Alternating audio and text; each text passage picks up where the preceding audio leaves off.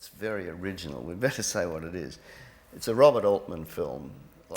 I do think it tends to be overlooked a little bit because of the extraordinary success of the spin-off. You know, people know the television series better than they know the movie. The movie tends to have been forgotten, but it's just been re-released, and it was made in 1970.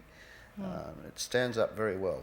I mean, if you had to set a war movie anywhere, go and set it in an operating theatre, and then make it into a comedy. It's absolutely inspired.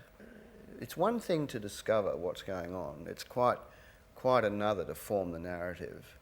And if you really work at your capacity to form the narrative, then you don't become frightened of inconvenient facts.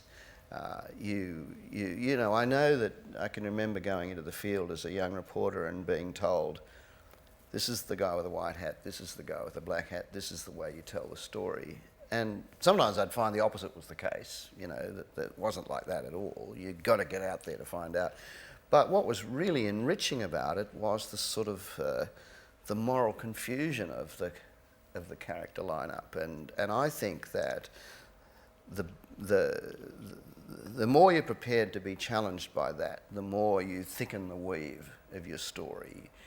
The complexity actually strengthens the story. And so I think in 1970, it was quite a delight to see MASH and to be so surprised by it. It's a very political movie because, as you say, it was set in the Vietnam War years. And think of the character of those soldiers. You know, they send up, Sally Kellerman character is sent up as being the archetypical army brat who can't think for herself.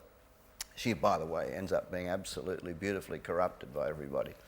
But the soldiers are like people. They're drawn from the broad spectrum of life, and that's you know, I'm interested in soldiers. I do a lot of reporting on war zones, and I spend a lot of time with soldiers, and it often frustrates me that the characters that are so often depicted in the movies are so one-dimensional. And I'm interested, as a lot of people are, in the notion of what